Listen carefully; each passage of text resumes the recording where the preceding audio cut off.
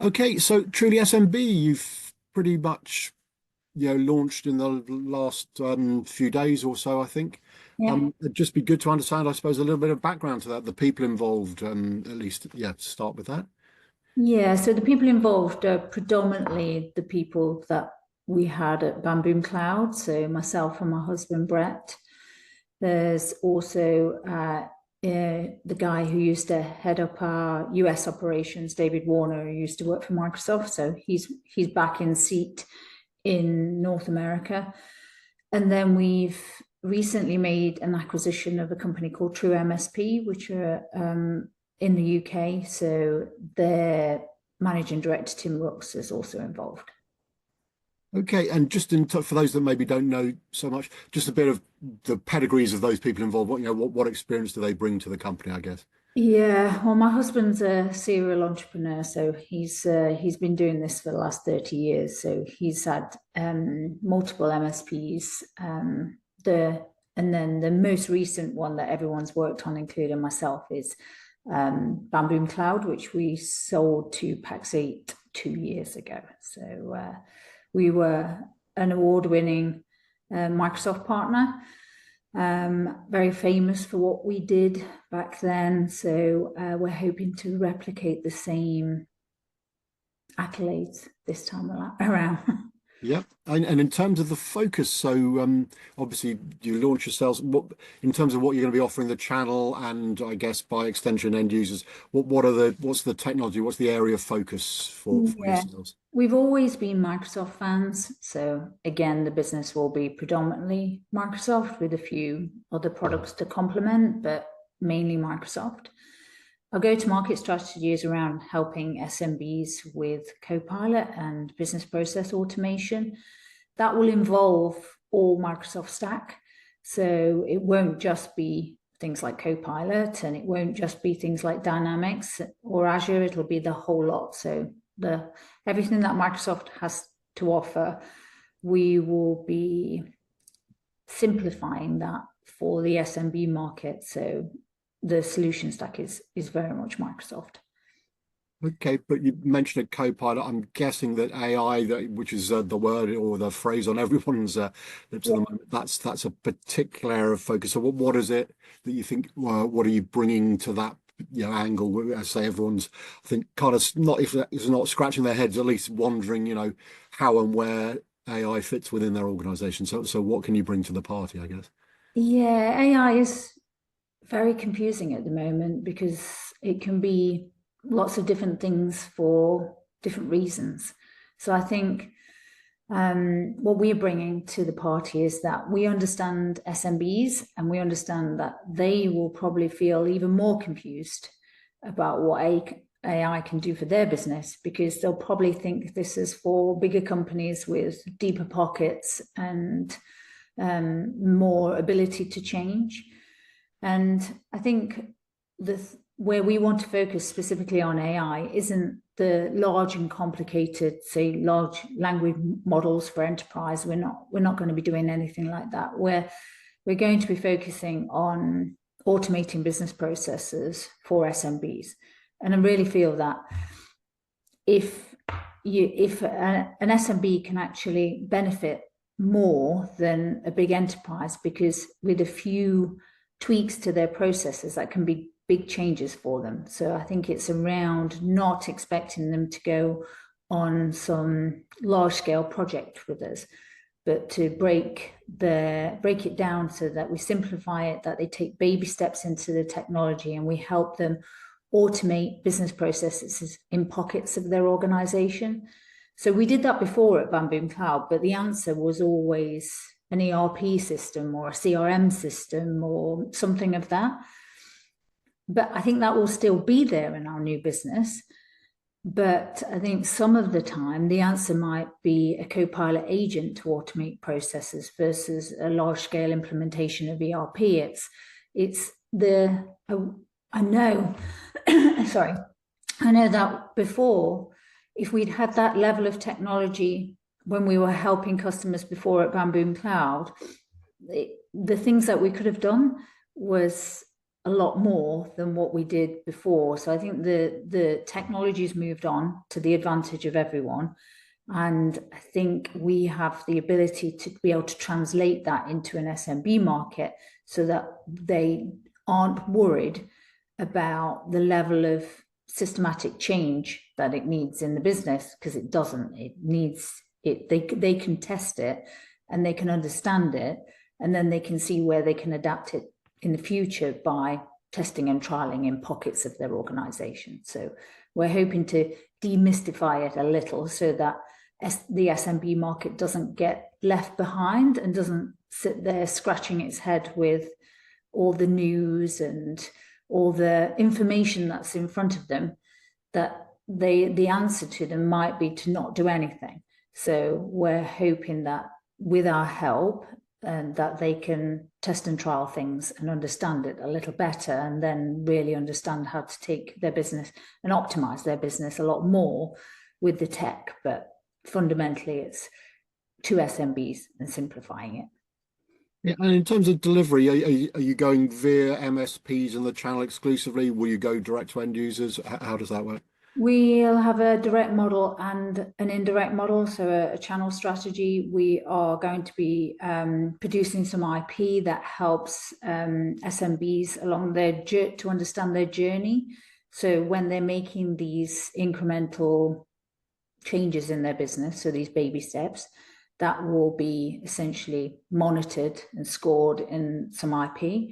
We are going to be white labeling that so that our channel partners can take advantage of that IP. And we do understand who our target market is. So we, for instance, wouldn't be interested in a large-scale enterprise deployment, for instance. So we will be working with probably the network at Pax8. So they have over 40,000 partners, MSPs around the world. So we're going to be leaning on them for the things that we don't do. And we did that very well at Bamboo Cloud as well. We understood what we did there and what we didn't do. And then we leaned on a network of other friendly faces to help us with the things that we didn't do. But we have both a direct and an indirect go-to-market strategy. And in terms of the sort of MSPs and the channel more generally, I mean, am I right to say that they themselves are, if not struggling, they're certainly in the early days themselves working out sort of what AI means to their business and how they can deliver? So how will you, I guess, help them? Are you sort of educating both end users and the channel at the same time? Or how does it work, I suppose?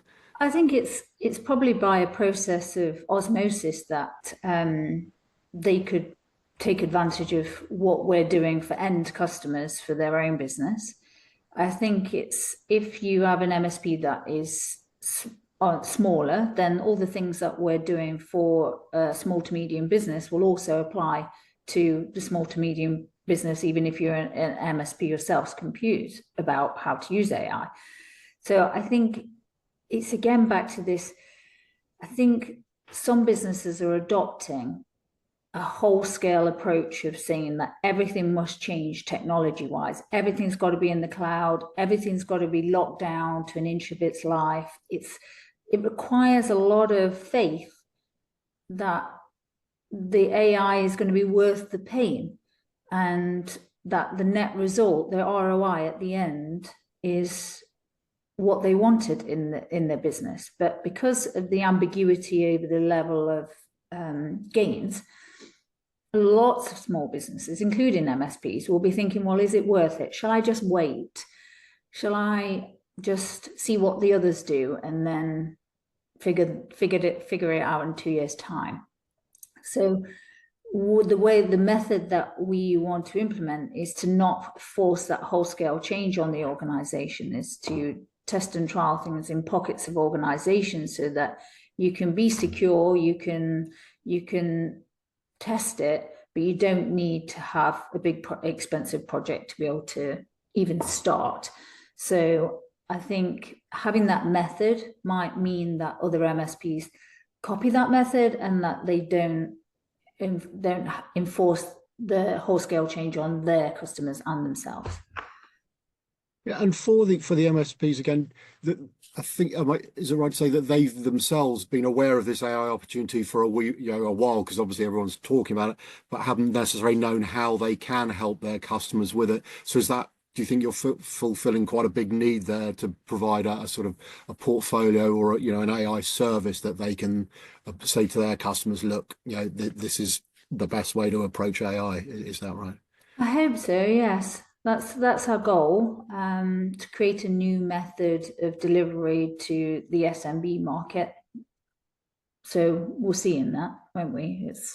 We're all in new territory, and I think what I believe is that because we've come from a business process automation background ourselves previously, that we understand how to listen for those opportunities of where to optimize. And before, the answer was some software.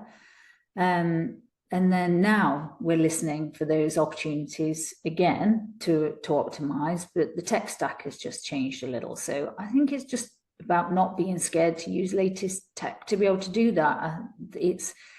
And hopefully that will allow other MSPs to do the same thing, or use our services and white label our services to be able to do it. But yeah, I hope so.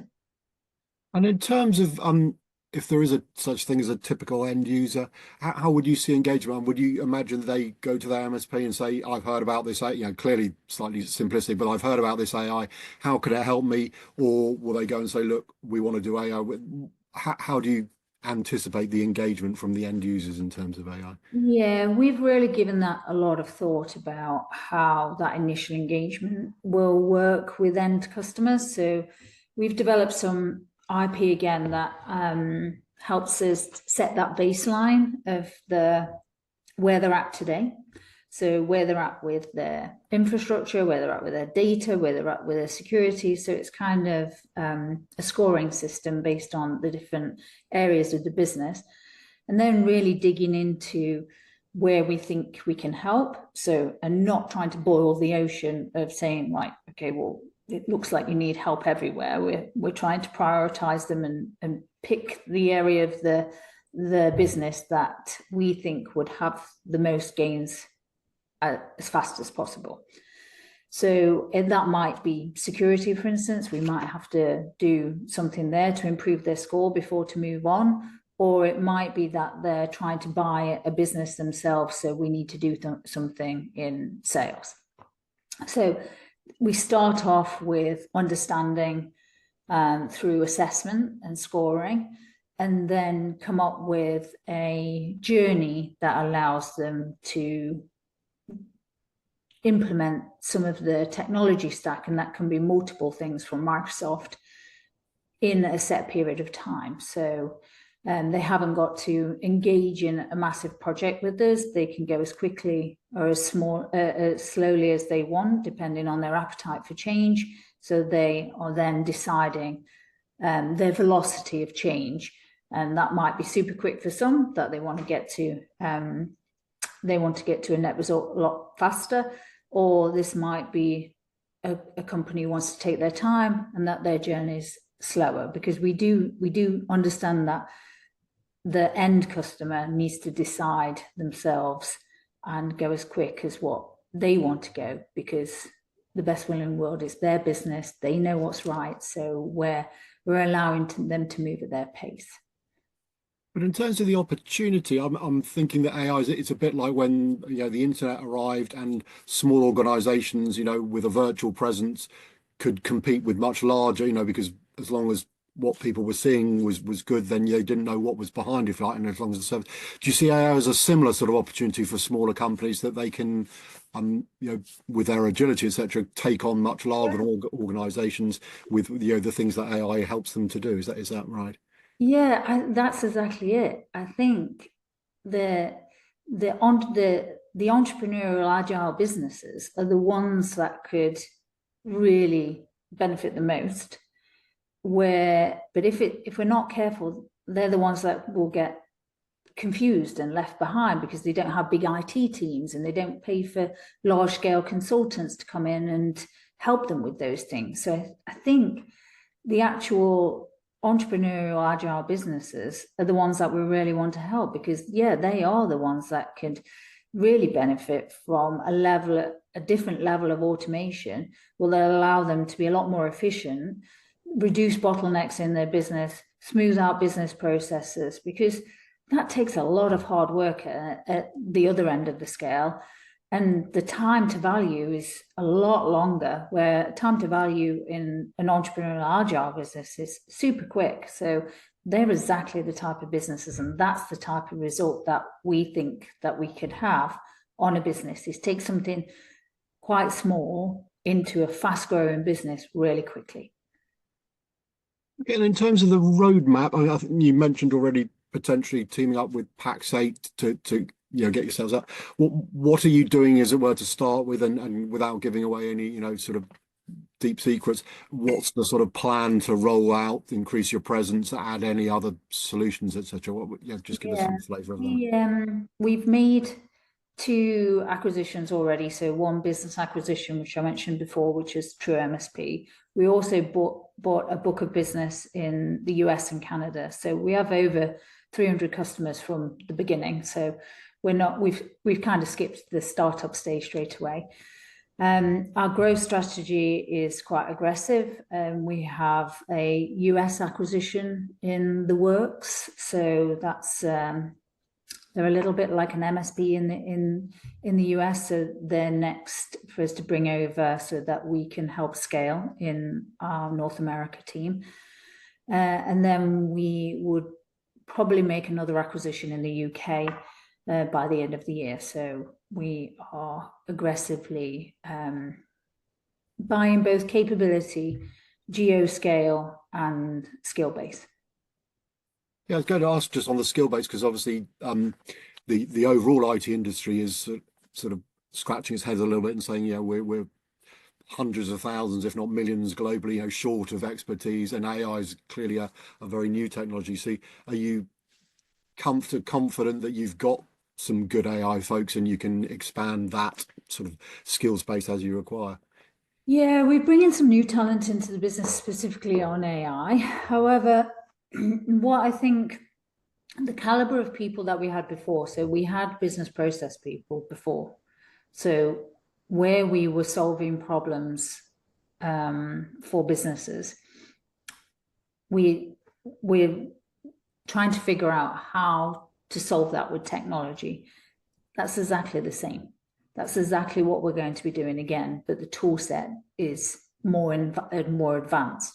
So I don't think you need to be the type of consultant that needs to write a large language model for robotics, for instance. We're not going over there.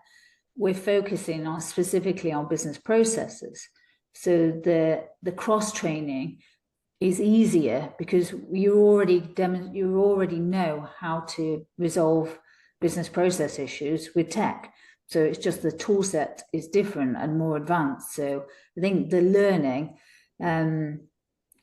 is easier. The cross training is easier from the type of people that we had before, and bringing in our expertise on both the security side and the infrastructure side to complement. I think it's an easier starting point than most. We understand business processes, so it's the tool set that we've been ramping up on, and the types of things we can do. I wish we'd had that before, and I'm excited about putting that in now because it can have a big impact on our business, on our end customers. Yeah, and maybe just and finish. I mean, we've covered a fair amount of ground, but for folks, and I suspect there are, well, clearly you've identified, but there are many people, whether it's channel working out how to deliver AI for their customers or those end customers. And any just sort of thoughts or advice as to how to plot their way through, shall we say. As you say, everyone thinks that, oh, everyone else is doing it, I'm going to get left behind, or it's for the Fortune 500s, and everyone else below, beneath doesn't have a prayer. Just thoughts as to Uh, how folks can best address AA, shall we say. yeah, I think it's the same as anything. So you have to understand who you are, who you're trying to sell to. But I think that's generally a good thing for a business to understand, is that kind of being one thing one day and another thing another day doesn't really help you with that focus of understanding who you're trying to help. So I think once you've got that market in mind and that ideal customer profile worked out, you can then figure out how AI can and help that target. I think the risk is that if you're too horizontal, you don't know who that is, and you're dealing with different types of customers on a daily basis, that's quite tough to understand where to even start. So I think it's understanding where you play strong and understanding how AI can enhance that particular service, because you already have an in-depth knowledge of that ideal customer type and that ideal the challenge that you're currently solving. There will be enhancements to that challenge that you're currently solving with AI. So I'd start there versus going into other areas that you don't know a lot about. I think where we've come from is that our DNA is in helping businesses do more on when they're running their business. How is their business running on tech? That's why we're starting there, because we understand that we can enhance that with AI. So we are expecting that we will do some of the same things that we did before with AI on top. So my advice is to start there, is to understand what you're doing now, and then enhance with AI versus going to a completely different field that you don't know anything about, because that seems like that would be someone else's job to do. Okay, it's been great to chat and fascinated to find out about the new opportunity you're developing, and some great thoughts about how in general. So, Vicky, really appreciate your time. Thank you. Thank you. Thanks.